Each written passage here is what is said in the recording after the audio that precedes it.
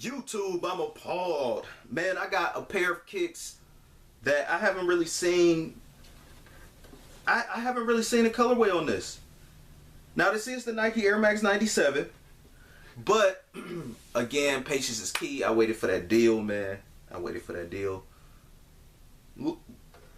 I ended up swooping mine for $130. Regular retail is $160. They didn't have a size 9.5 or a size 10, so I decided to go with a size 10.5, which was okay with me because, you know, these shoes kind of run tight because they got an embroidered toe box a little bit. Depends on what kind of your foot size and foot shape. Again, I hate giving foot size advice because mine might, you know, your foot might be wide. My foot is slim. I like a snug fit and all that stuff. So yeah. At this point, by this time, you should already know what an Air Max 1 fit like, Air Max 95, Air Max 97. You know, like it's not. Well, it depends on your foot size. I'm not about to sit up here and say it's not too much of a big difference. It might be a big difference for some people. Because with the Air Max 97, some people actually go up a half size or a full size, maybe because of the toe box. Again, I think it's because all that embroidery on this kick, and that's what's making it like that. So, anyway, off into the review. This is the Pure Platinum University Red Nike Air Max 97, size 10.5.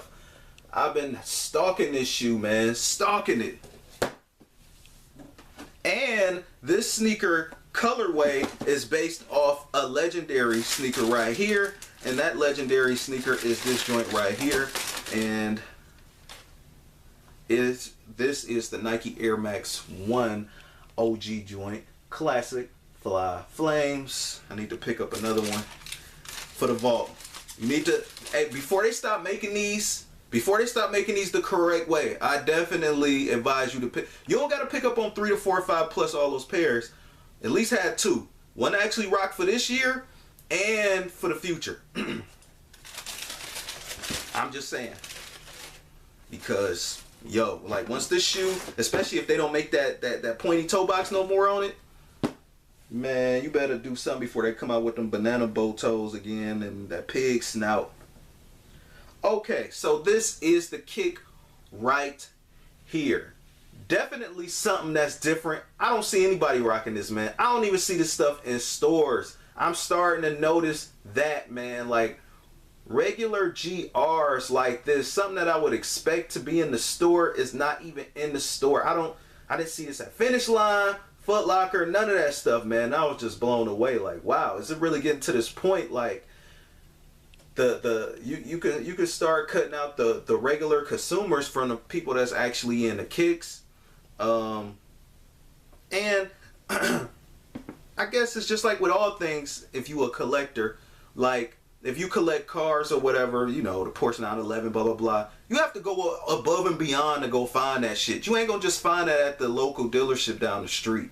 You know what I mean? Like you go like it's stuff like the DuPont registry, stuff like that. Where you gotta like, it's stuff tailored specifically for people that collect cars. I guess it's just like that with kicks too. If you really think about it, it really is like that. Nobody else is not, a regular person not on like sneaker steal or trying to get on Twitter and get a few sneaker deals or whatever like that. Now granted, you need a lot more money to collect cars versus kicks, but it is what it is. Collecting is all the same, and it's one of them things like the kicks and cars. Somebody can look at what kind of car you driving.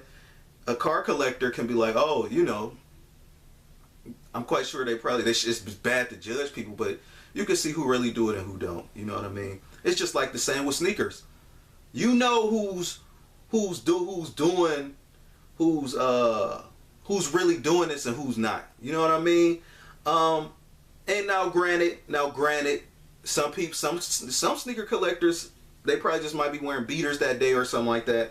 So again, I wouldn't judge a person based off their kicks completely all like that. Now, if I see that person for a few weeks, few days, few months, and I notice that they're keeping the kicks clean and they just, you know what I mean, they kind of going through a nice lineup rotation of kicks, then, you know, I'm gonna just rule it out like, oh man, that person probably really into kicks, or it's probably a release It's probably a release or a few releases that was actually like sought after, and they actually kind of like keeping those kicks up, keeping them clean to me. But anyway, jumping off into this kick though, man. The vibe I get from this joint is definitely Ohio State. You got more of those Ohio State colorways with this joint. And the thing that really made me want to cop is the patent leather. It's more like that candy apple red. That's what I think about when I see this. Remind me of like a candy apple red Corvette a little bit. This is definitely a unique kick. You really don't too much have any patent leather Nike Air Max 97s. Now they do got Orlando Magic colorway with the blue right here and the black. Instead of it silver being like silver right here, it's just like black and mesh with the piping around. And then they got like that blue patent leather. I think it's Nebula blue. But I want to cop these first. Y'all know me, man. I'm a red fan, man. I might come back for those later. It depends. This was done just right. This is not even an OG colorway, man. This is what sneaker collecting really is. And what I mean by sneaker collecting, I don't mean just put them in a box and just watch them rot. I mean, obviously you got to rock them. But you could crack heads with this right now. I don't see anybody rocking this. You might see somebody rocking the silver bullet joints. And even if as time go on, a few years or whatever, these are going to be wanted even more. You know, these are definitely going to crack people's heads. They're going to be even more exclusive, even more rare. Now, it took a while for these to actually sell out. I think people was waiting on the price to drop. And going to the bottom, woo, it's like magma down there, man. Crazy. Again, I think about Ohio State colorways with this. Crazy, crazy. You do got a little bit of those just stolen from the silver bullet. It's the 3M piping right here. But other than that, everything stands on its own. You do have a mesh along the white and on the white right here. It's not a soft mesh. It's more like a hard mesh.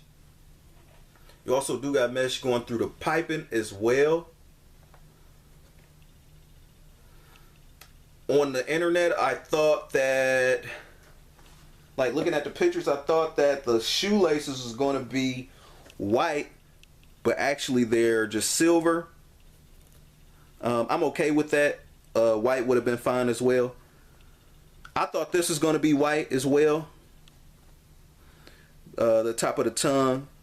But this is just like a hard nubuck. And it's just like a gray. A lot of it's more like platinum. Like that platinum, like gray, like colorway. So it's not too much really to this shoe all like that. Now I wish they just could have, just because I'm in a red so much, if they just could have made this bottom air bubble like red, that'd have definitely been what's up. But all in all, I'm happy with it, man. Y'all already seen the Nike Air Max 97 before, but I just really felt like this was one of those defining ones that just stood out.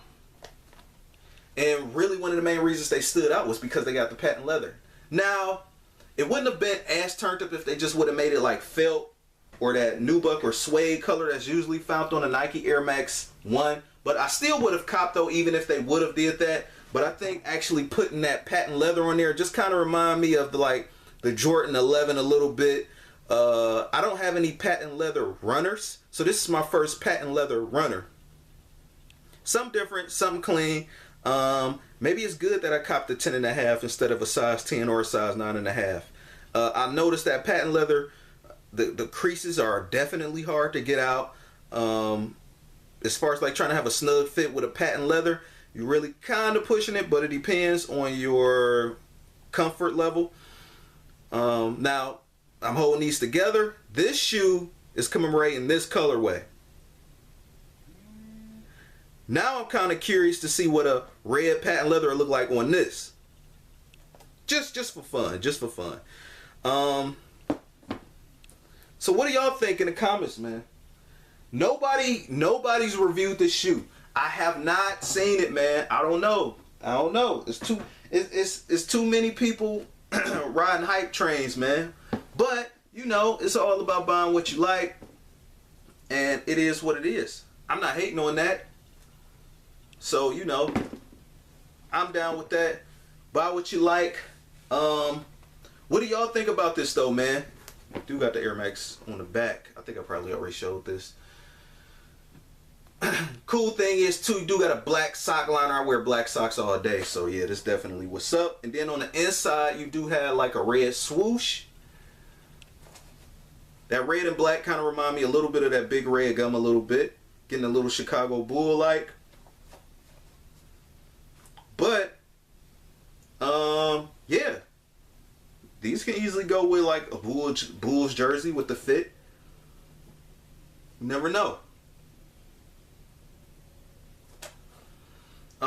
So before I head up out of here, I think about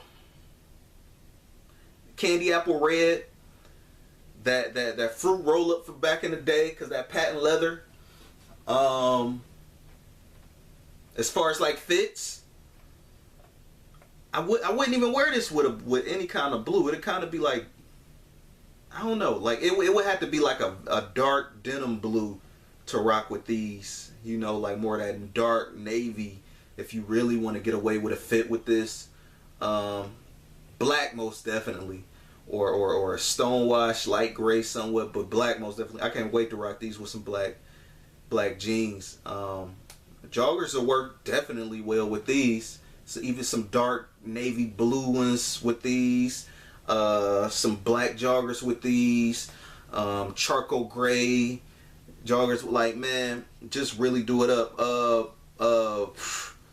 What's my two popular colorful colors, man? The importance of like green, forest green, and purple, man, or even olive green. Like those, if you got those color joggers, forest green, olive green joggers, I mean, even a simple beige will work, but it'd be kind of plain, but it'll work.